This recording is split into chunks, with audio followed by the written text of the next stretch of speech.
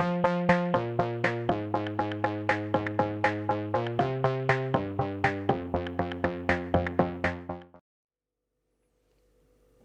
this is Jason, and I want to be totally honest with you. This is not the first time I've tried making this video. I just didn't like how the other versions came out, and I decided the best thing I can do is to show you the slides I made and just talk from the top of my head, no script, and explain what I know about this game. I'm not an expert by any means, but I know enough about how to play it that I think I can get the basic game mechanics across and explain what to expect if you decide to try this game out. Now, what you can see on screen right now is the box. This is Arkham Horror, the card game, and this is for the revised core set. This box includes everything you need to play with from 1 to 4 people. Now, this is Arkham Horror, the card game. It's also called Arkham Horror Living Card Game, Arkham Horror LCG. And what Living Card Game means is that your character will develop and grow and improve, or possibly take damage that will be permanent as you continue through various campaigns.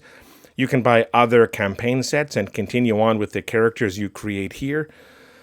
It's kind of like D&D in that way. There is a role play element to this game and a progression of your character that continues on beyond the campaigns in here if you choose to follow along with that particular character.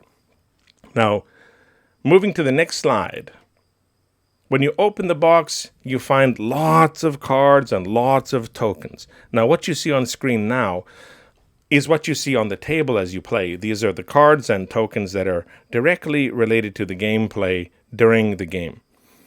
Let's get into some of the tokens. So moving to the next slide. These are the tokens that will be on the table. These tokens will increase or decrease. There are some tokens you want to obtain, some tokens that will increase automatically as certain conditions are met during the game.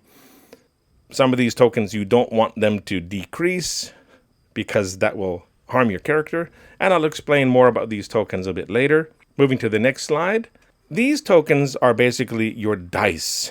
There are numbered tokens, positive numbers, negative numbers, and 0. And there are more than what's seen on screen here. There are also special tokens. We have a skull, a broken tablet, a cultist, an elder thing, and then the green one at the bottom. The greenish-blue one is called the Elder Sign, and the red one is some tentacles. I'll explain how to understand these tokens, but basically this is your dice. This is the randomness of the game. If you get the skull token, what does it mean?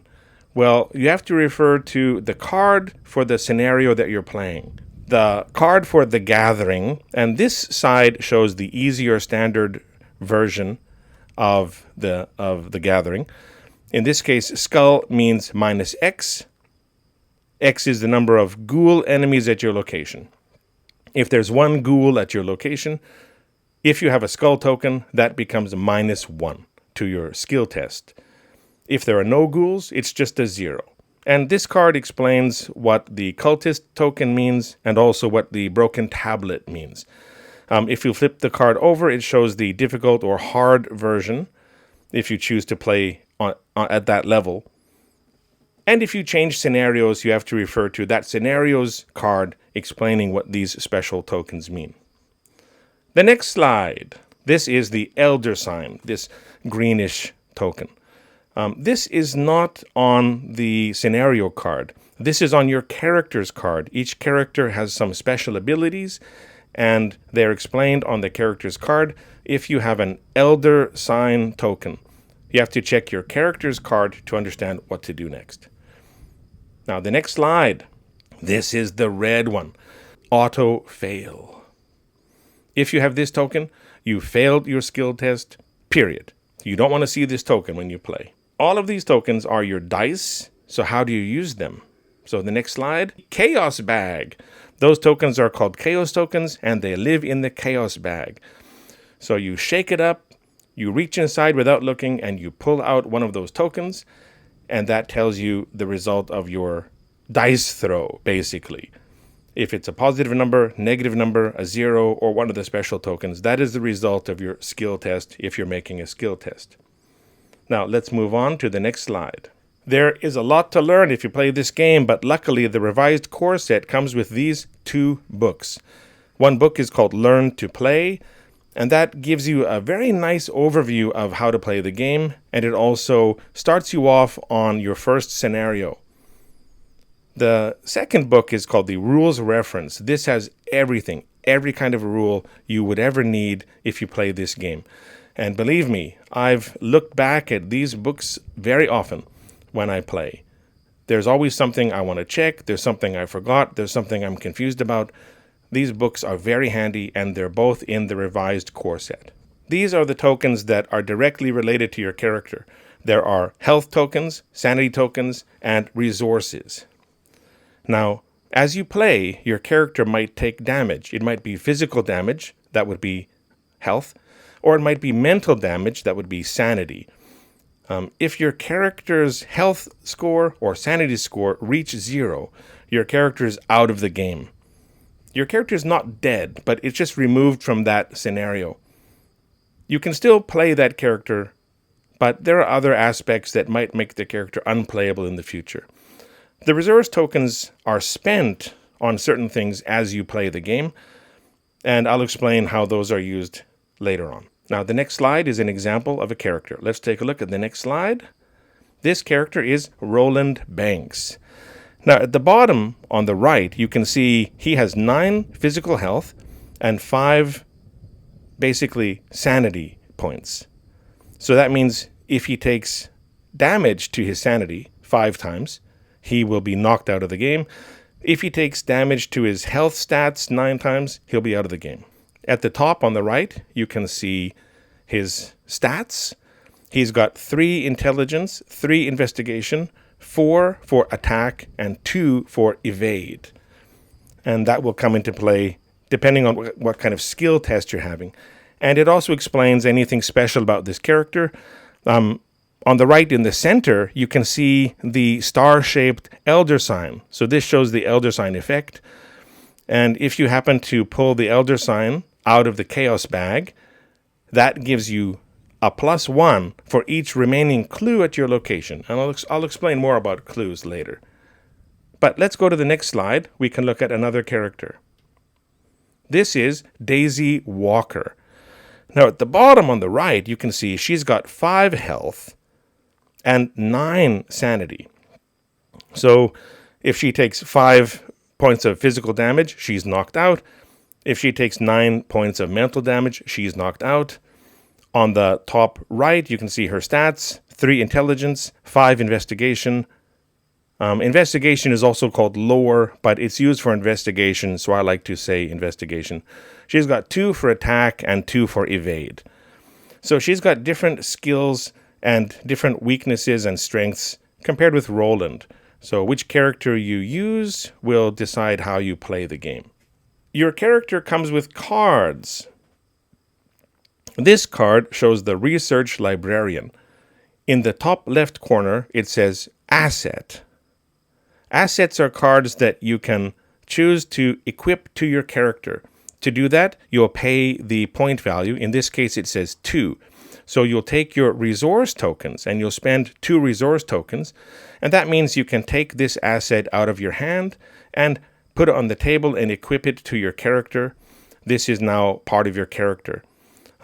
In the bottom right corner, you can see a silhouette of a person. This means he is in the companion slot. Now, each asset fits into a different slot. There are slots for hands. There's a companion slot.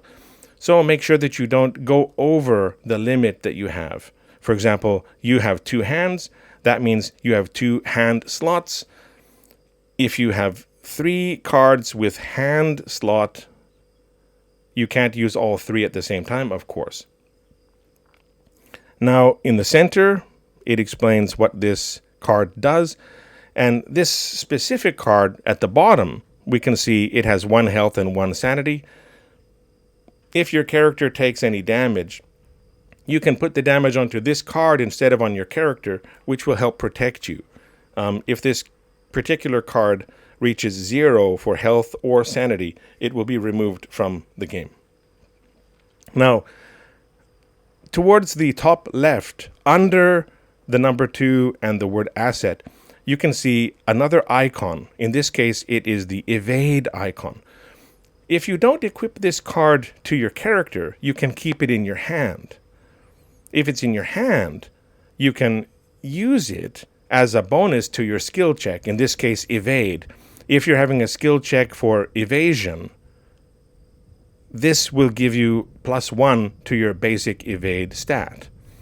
Now, you can spend as many of these on yourself as you want when you do a skill check. But if you want to help another character do a skill check, and you're at the same location as that character, you can choose one of your cards to commit to that character's skill check. Now, this is another asset card. If you look in the top left corner, it says asset, and above that, the number 1. If you choose to equip this card to your character, you have to pay 1 resource token. That is the price of this card. Looking at the bottom right corner, we can see the hand icon. So this card would go into your character's hand slot. And make sure you don't go over the slot limit for each particular category. Usually there are 2 hand slots. This card would fill one of those slots. In the middle of the card, if this is equipped to your character, when you have a combat situation, you can get +1 to your fight, +1 to your skill check. However, if this card is on the table, equipped to your character, you can also choose to discard it. In that case, you'll get +2 to your skill check, and if you're successful, +1 damage. But you'll have to discard knife. Take it up from the table, throw it into your discard pile, remove it from the game. However, if you choose to keep this card in your hand, if you look at the top left corner again, under the word asset, we have a fist icon. If you have this card in your hand, and you have a combat skill check, you can apply this card to the skill check for +1 to your skill check for that attack. After that, you will remove the card from your hand and discard it from the game. If you look at the top left, it says event. If you want to use this particular card, it costs 2 resource tokens. Now, event cards stay in your hand. They're not equipped to your character. If you want to use this event during your character's turn, you'll have to pay the 2 resource token cost. And at the bottom of the card, it explains what this card will do for you. Now, under the number 2 and the word event, we can see that this has 2 potential skill boosts. It can boost investigation by 1, or it can boost evade by 1. If you choose to use this card to boost your skill check, you'll just add whatever value it is to your skill check and remove the card from your hand. And of course, you can also spend this card to help another character. This is another event card. At the top left, it says it costs 1 resource token to use this event card. If you use a resource token, then this card leaves your hand, and you can look at the bottom of the card to see what it helps you with. And this has an intelligence skill boost or an investigation skill boost if you choose to use it for that instead of spending 1 resource token. If you use the skill boost icons, you don't have to pay anything. But if you want to play the card and get the bonus from the card, you have to pay the resource token. In either case, event cards will disappear from your hand. This is a skill card. If you look at the top left, it says skill. And as far as I know, skill cards, if they're in your hand, don't cost anything to use. And skill cards are often specific to your character or your character's class. And the bottom of the card explains what it will do for you. So you can spend skill cards if the time comes. Your character comes with a range of assets, events, and skills, but also comes with weaknesses. If you have a weakness card, you have to deal with it immediately and follow the instructions on the weakness card. Character card packs also come with these 2 cards. The left card says round sequence. Every round has 4 steps. Number 1 is the mythos phase. Number 2 is the investigation phase. This is when your character will do things. And it says each investigator takes a turn performing 3 actions. And then the third step of the round is the enemy phase. This is where the enemies do their thing. And finally, there's the upkeep phase where you get ready to begin the next round. The card on the right side explains the actions that you can do during the investigation phase. There is draw 1 card or gain 1 resource. So draw a card is 1 action, gain a resource is 1 action. You can play an event or asset card from your hand. You can activate the ability on a card. You can move to a new location. You can investigate your location. You can fight or engage an enemy, or you can try to evade an enemy. Now, I won't explain what all of those do, but in the Mythos phase, certain things happen. In the investigation phase, these actions can happen. You can choose which action you want to do, and most of the time, you'll have 3 actions you can perform. I mentioned that the revised core set includes a full campaign with 3 scenarios. And the scenario card is included in the scenario pack. And this scenario is called The Gathering. And this is the kind of rule of the special tokens for The Gathering. This is also included in the scenario card pack. The top left side is the agenda card, and the agenda is what the bad guys are trying to accomplish. Now, there's a number 3 on the agenda card. This means if the agenda card gets 3 doom tokens, those are the red tokens, this will advance. In that case, you flip the card over and you follow the instructions on the back of the card, and you advance the agenda to the next card. On the right side, you can see the act cards. The act is what the good guys are trying to do. In this case, it has the number 2, and there's a picture of a person. So that means 2 clues per investigator. If you're playing by yourself, you need to find 2 clues. If you're playing with 2 characters, you need 4 clues, etc.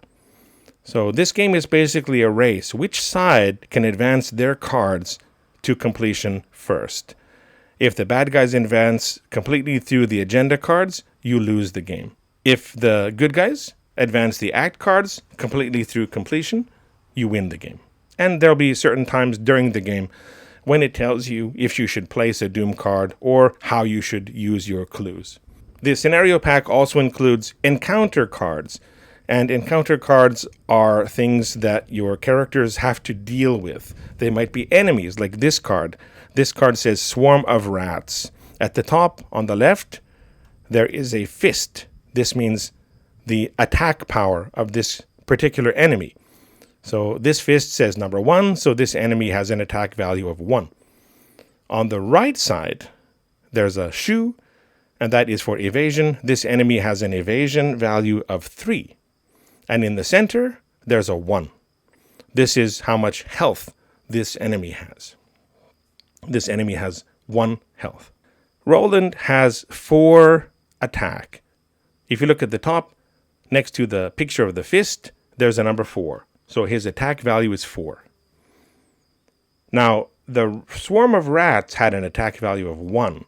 So 4 versus 1, Roland can probably win the attack easily, but maybe Roland is a bit worried. Now, Roland has already equipped the knife. This is equipped to his character. Now, it says fight. You get +1 for this attack. So if Roland uses this card, if he chooses to activate this card during this skill check, he'll get +1 to his attack. 4 + 1 = 5. That would be 5 versus the rat's 1. Here's the chaos bag. You reach into the chaos bag without looking. You shake everything around. You draw out one of these tokens. Now we've got +1, 0, -1, -2, -3, -4, -5, plus the special icons. Now, if Roland draws out a -5, well, he's got +5, -5 = 0. The rats have 1. In that case, he will lose. But if Roland draws out a -4 or higher, he's got +5, -4, leaves him with 1. 1 versus the rat's 1, it's a tie. If it's a tie, the investigator wins the skill check every time. If Roland draws out a special token, you'll have to do what's appropriate for that token. Now let's imagine Roland draws out -2. 5 minus 2 is 3. 3 versus the swarm of rats 1. He wins. Roland is victorious. The swarm of rats will be removed from the game because Roland won the battle and Roland did 1 damage. Now, another thing included in the scenario deck are the locations you need to worry about.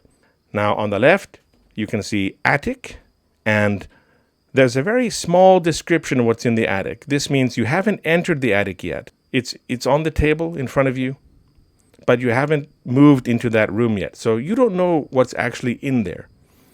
Now, if you move to that room, you flip the card over, and then on the right, you can see a bigger description of what's in the room, as well as 2 number values.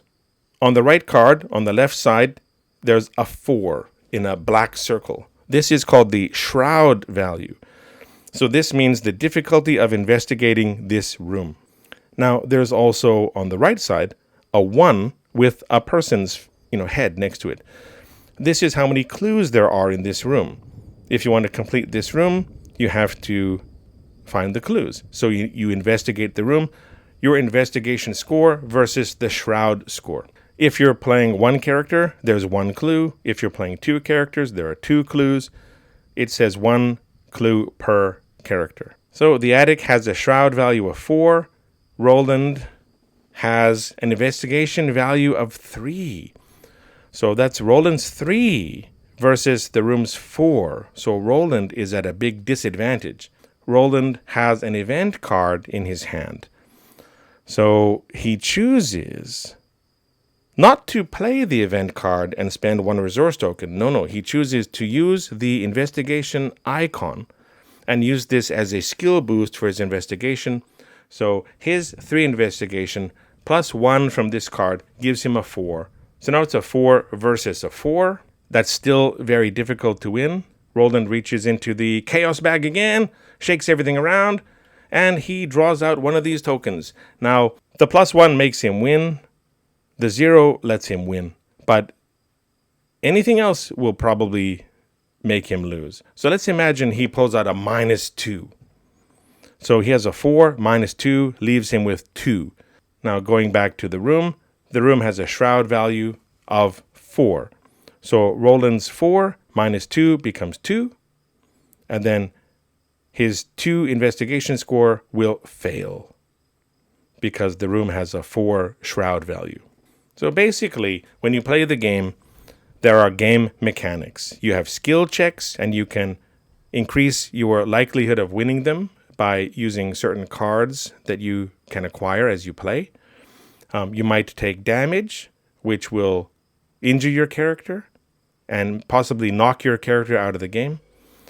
So aside from the game mechanics, aside from drawing tokens from the chaos bag, you also have to worry about how to manage your character.